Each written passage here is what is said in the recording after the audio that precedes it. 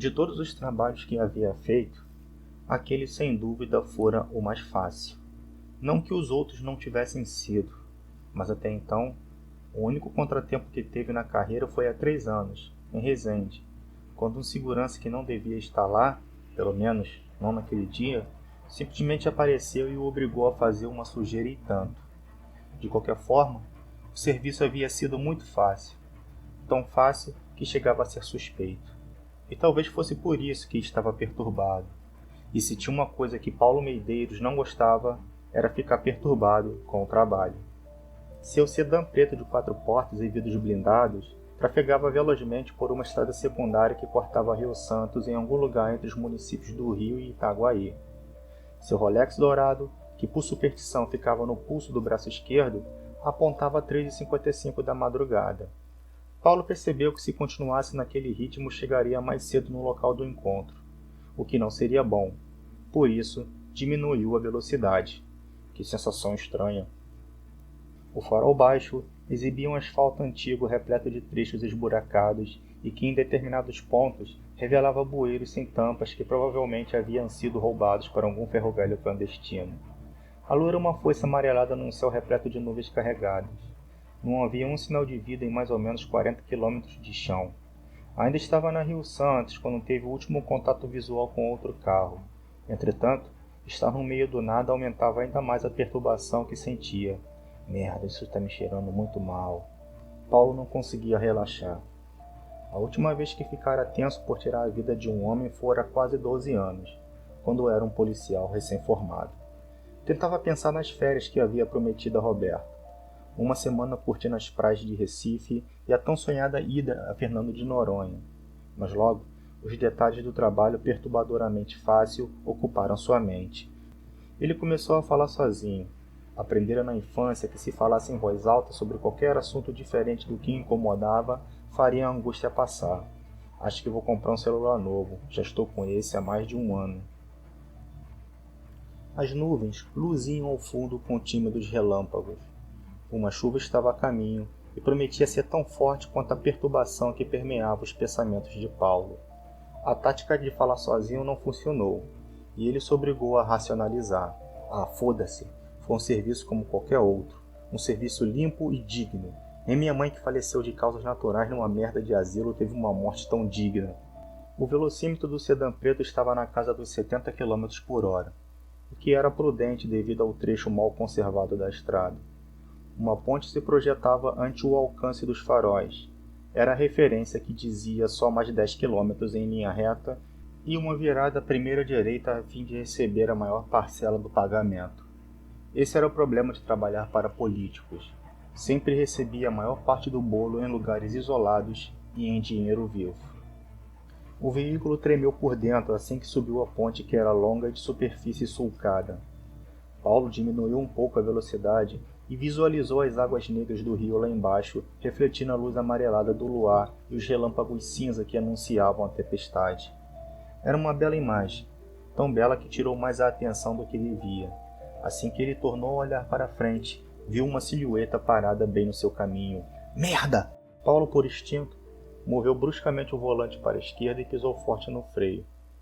Os pneus guincharam no sulcado chão da ponte, mas não conseguiram interromper o sedã que se impeliu de lado contra a precária mureta que divisava o barranco rochoso antecedente à margem do rio. O carro rolou o declive capotando por várias vezes. Alguns metros atrás, seria uma abrupta queda de 25 metros até o leito do rio e tudo se acabaria de uma só vez. O que confirmava uma perspectiva pessoal de que era possível ter sorte em meio à desventura. O mundo aos olhos de Paulo Medeiros parecia ter sido chacoalhado pelas mãos de um Deus vingativo e raivoso. Em meio ao turbilhão desesperador, ele não via a vida passar diante de seus olhos, tampouco as faces daqueles que matara durante a sua carreira de assassino de aluguel. A única coisa que passava em sua cabeça era o perturbado pensamento de um trabalho fácil demais. Eu sabia que algo estava estranho. Tudo ficou escuro. Paulo não fazia ideia de quanto tempo ficou inconsciente. Assim que abriu os olhos, notando que estava de ponta cabeça preso ao cinto de segurança, tentou erguer a mão esquerda para checar as horas em seu Rolex. Contudo, seu braço estava despojado, oscilando como um pêndulo disposto a não obedecer às ordens vindas do seu cérebro.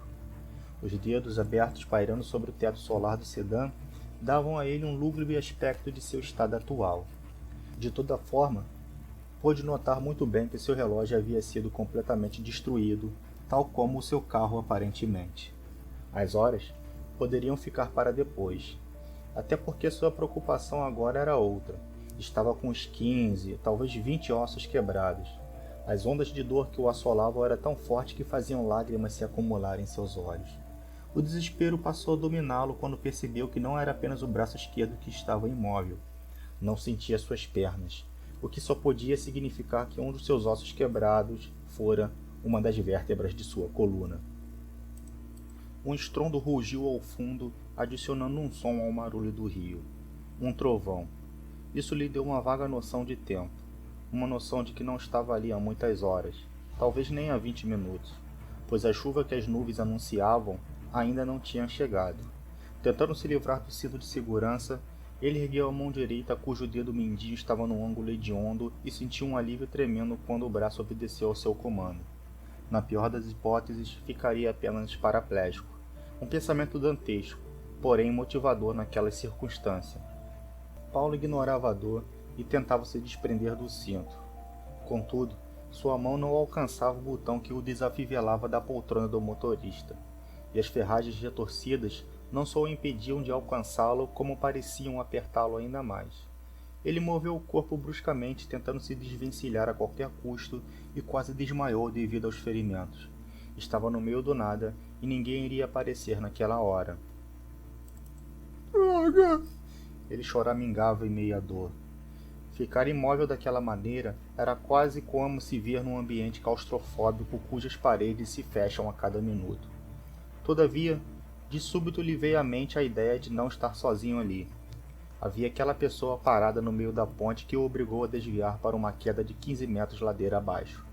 Ele não devia estar longe, e caso estivesse, teria se afastado para buscar ajuda.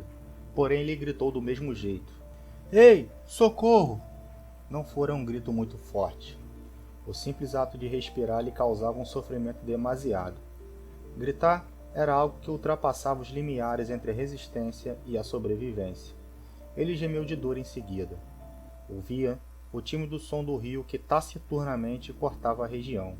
Seria um som tranquilizador se a situação não fosse desesperadora e agônica. As nuvens rugiam no céu. As árvores farfalhavam ante o gelado vento noturno da iminente tempestade. Deus, que lhe traga ajuda, por favor. Se ele me fez cair aqui, o mínimo que tem a fazer é me ajudar. Por favor, Deus, me ajude a sair daqui. Pai nosso que está no céu, santificado seja o vosso nome. Enquanto fazia suas preces, os olhos de Paulo pairaram sobre um objeto que ele, devido ao choque inicial, não havia percebido. Estava próximo dos inutilizados dedos da mão esquerda, exatamente entre uma parte plástica do painel e do retrovisor do para-brisa. Era a sua inseparável 9mm. Deu de ombros. Sua arma era o que menos importava agora. Pouco a pouco, ia retomando a sensatez de seus pensamentos, pois se quisesse sobreviver ao acidente, teria que ficar tranquilo e consciente do que poderia ou não fazer, e teria que ser conciso acima de tudo. Por isso, virou a cabeça para a direita, percebendo que a janela da porta do motorista estava num ângulo favorável. Se conseguisse descer o vidro blindado, já seria uma melhora considerável, uma vez que ali dentro estava quente e um pouco de ar fresco não seria nada mal. Além disso, seu grito carregado de dor devia ter sido abafado por aquele pedaço de lata amassada com as rodas apontadas para o céu. Se ele abaixasse o vidro, teria uma chance maior de ser ouvido. Ele ergueu o braço direito e o levou lentamente até o botão que abria e fechava a janela. Seu rosto se vincava em rugas numa máscara de sofrimento. Por um momento, pensou que não conseguiria, mas seu indicador alcançou o botão e, para sua agradável surpresa, o vidro desceu. Não todo, mas boa parte dele. Seria o início de uma guinada na sua sorte? Paulo sentia agora o doce ar gelado açoitando seu rosto. Era uma sensação boa, apesar da dor e do esforço demasiado. Como não havia tempo a perder, contou de 1 a 10 e levou o máximo de ar que pôde aos pulmões, antes de urrar por ajuda novamente. Ele deu um grito alto, o máximo que pôde expelir de seus pulmões. Aparentemente nada havia mudado. As nuvens rugindo lá no alto, o rio correndo em seu ritmo natural, o vento farfalhando as árvores e a densa respiração de Paulo carregada de sofrimento. Ele tentava se controlar, cadenciando a própria agonia de modo que seu coração batesse com menos intensidade e bombeasse menos desespero em suas veias. Tenha calma, tudo o que tem a fazer é ficar consciente. Aquele cara vai ajudar, ele foi buscar ajuda. A tática de falar sozinho, misturada à racionalização. Porém, havia um detalhe que Paulo pouco a pouco ia percebendo até ser arrebatado pelas mãos do desespero. Um detalhe bastante cruel para representar um dos piores jeitos de morrer em sua opinião. O rugido dos céus, a fúria da natureza, o rio. Socorro! Um grito horrendo como se todo o inferno perseguisse. E foi assim que o horror tornou a se fazer presente, enquanto o som da sua respiração entrecortada se unia às trombetas do céu enfurecido. Socorro! E ele insistia. A dor em gritar só não era maior do que as causadas pelos seus movimentos bruscos e desesperados na vã tentativa de se libertar. Sentia como se correntes elétricas o fritassem numa carga torturante. Sentia como se suas células agissem como pequenos explosivos, minando-a até que o fim chegasse. Bolinhas negras surgiam em seu campo de visão de ponta cabeça, enquanto seu próprio subconsciente ironizava a situação. O cinto que provavelmente salvou a sua vida, agora irá matá-lo. Trágico, não? Paulo já torcia para desmaiar antes que a chuva chegasse, e Deus tivesse misericórdia e não deixá-lo acordar quando o rio... Não queria nem pensar naquela hipótese. Porém, não podia negar que era bem pertinente, e para piorar, sabia que seria impossível desfalecer com a adrenalina fluindo de seu corpo como uma nascente de um rio. Por Deus, como aquela palavra monossilábica lhe causava assombros. Entretanto, diante do horror, seus olhos brilharam esperançosos, pois seus ouvidos passaram a captar algo, e ele clamava aos céus para que não fosse apenas uma impressão. E não era uma impressão. Tratava-se do som mais maravilhoso que Paulo poderia ouvir. O som de alguém se aproximando. — Ei, socorro! Estou preso aqui! Ele gritou sem sentir dor dessa vez. — Minha nossa! Dizia a pessoa que se aproximava. Seus passos estalavam à medida que suas botas esmagavam os pequenos seixos do barranco. — Você está bem?